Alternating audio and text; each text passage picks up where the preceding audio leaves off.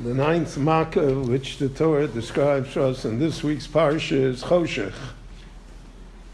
And I know it's a bad pun, but we're in the dark as to what happened there. In the Torah, it says it was 3 days. All of the other Makkahs were 7 days. And in the Torah, it says, L'chol b'nei Yisrael v'ya or b'moshvosom. Wherever the Jewish people were, where they lived, so there was light. Now, the Mefarshim point out a few problems here. First of all, the Jews were scattered throughout the country. We had that in last week's parsha, in the Shmos rather, by Yafotzu. They scattered throughout the country in order to get straw to make bricks. They were not all in one place. So what about the scattered Jews? Did they have Choshech or not? And was Choshech a personal thing? Meaning that the Jew could see and the non-Jew could not see? Or was it the general plague on the areas where the non-Jews lived, where the Mitzrayim lived? And on here we have all sorts of conflicting midrashim. Rashi quotes some of them. So for instance, that the Jews were able to take the valuable items from the homes of the Egyptians. Bizas Mitzrayim. So Rashi quotes the Medrash that in the times of Choshech, the Jews were able to enter the homes of the Egyptians, and so to speak, they took an inventory. They saw what was in the house, what was valuable, and then so later when they came to the neighbor and they said, I'd like to have that silver goblet, and the neighbor said, we don't have any silver goblets. He said, oh yes you do, it's in your brake front on the right hand side. So that indicates that the darkness was personal. The Egyptians could not see, but the Jews could see. So therefore, the interpretation of L'chol b'nei Yisrael v'yor b'moshvosom should not be taken literally, because it was not a question of moshvosom or not. It was a personal question whether or not this person could see and the Egyptian could not see and was smitten with blindness. Now, there's another famous medrash that we all know. It says in Parshas B'Shalach next week, V'chamushim alu b'nei Yisrael meretz Mitzrayim. So the word chamushim literally means that they went with arms. They had spears and swords. They were armed. And we say, givat tachmoshet, ammunition hill. So tachmoshet today is ammunition, arms, etc. Well, the Medrash says on that, it's really in the Gemara, that chamushim indicates somehow the number. Chamesh, 5. So the Gemara indicates that echad mechamisha, only 1/5 of the Jewish people left Egypt, 20%, meaning that 80% didn't. And then there are further declarations even of greater numbers. Echad chamesh meos, 1/500th. So what happened to them? So there we have, Rashi quotes the Medrash that those Jews who did not want to go out, who did not believe in Moshe, who denied the Geula, so to speak, so they died in the period of the Choshech.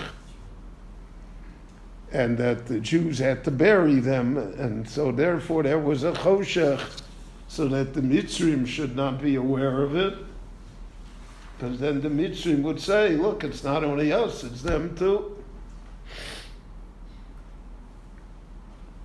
Which was unlike any of the other plagues, because the other plagues, the Torah tells us specifically, the Jews did not suffer.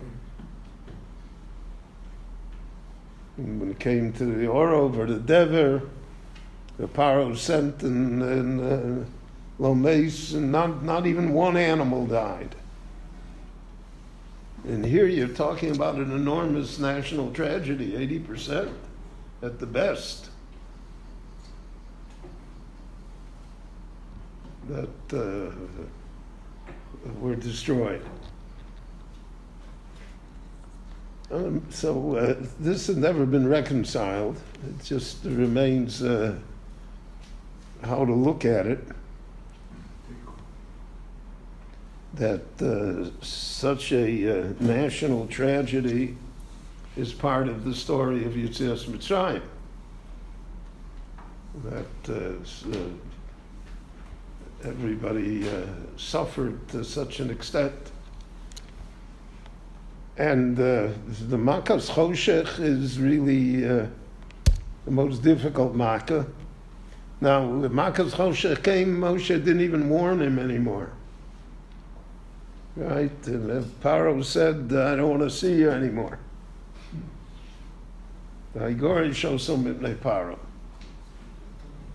Because Pharaoh gave them what he thought was his last, best, and final offer. The deal of the century. He told them that l'chuna agvorim kiyoso atam mevakshim. What you really want is that the men should go out to worship. So go ahead, but don't imagine that I'm going to send out the whole people. And so therefore, this plague fell upon the Egyptians. Now, by Makas Pchoros, there was an indication that it was going to happen, but this just happened. So how this Makkah is, so to speak, an exception to all of the Makkahs that we have had until now. What effect did it have on the Egyptians? Because the Meforshim discuss, did they light candles? Did they light fires to be able to see? Is it just a 3-day night? Or is it there was an impossibility to dispel the darkness in any circumstance? No matter what they would do, it would be dark. Now, all of that the Torah does not describe for us. We're not aware as to how the plague took place and how it ended and what it did for the Jewish people. It's also the Ramban and others mention that here it says that the Chol B'nai Yisrael Yaor B'Moshe Osam. Who saw the or? So again, if we say that the Egyptians were, so to speak, struck with sightlessness, with blindness, that they couldn't see, so they didn't realize. So it must be that the Jews, not the Jews we said before, could see anyway. So what's the concept of Hoya Or b'Moshe Son? So there are those who say that Or there does not mean only light, it means spirituality, it means Torah, it means a sense of the freedom that's about to envelop them. And that was the Or. That was the light that affected them. And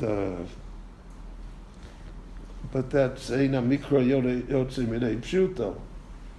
That's really a great reinterpretation of what the Pasuk says. So this remains really the most mysterious of all the Makkos.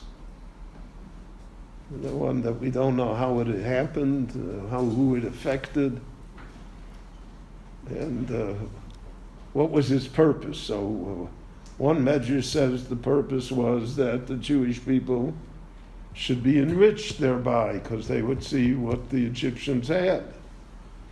Another measure says that's because it was an opportunity that they had to bury their dead, and that the Egyptians shouldn't realize what happened. But none of this is recorded in the Torah itself. So it remains this question. And apparently this Makkah was without warning, and it left, and it was not meant to be the final blow. And Moshe does not expect it to be. Before other Makkos, it seems that Moshe thinks that this is it. This one, especially Pharaoh says, okay, Moshe says, tomorrow the Makkah will go away, and then the Jewish people will be free.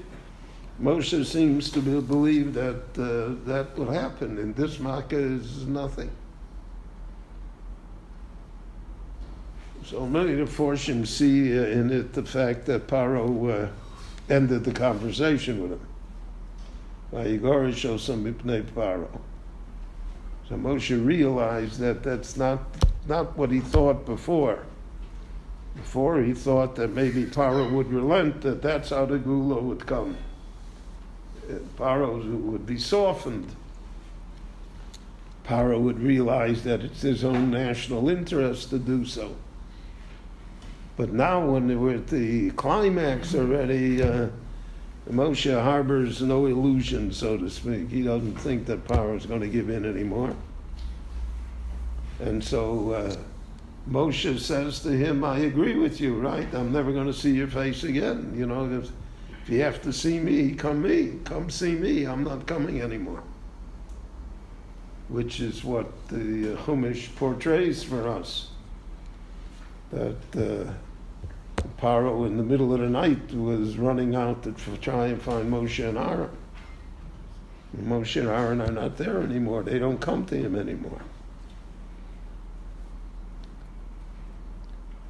So all of this that we deal with, really the simple explanation is that the Rebbeinu Shalom didn't bother to tell us. And he left us in the dark regarding the dark. And that this Makkah is a tremendous Makkah.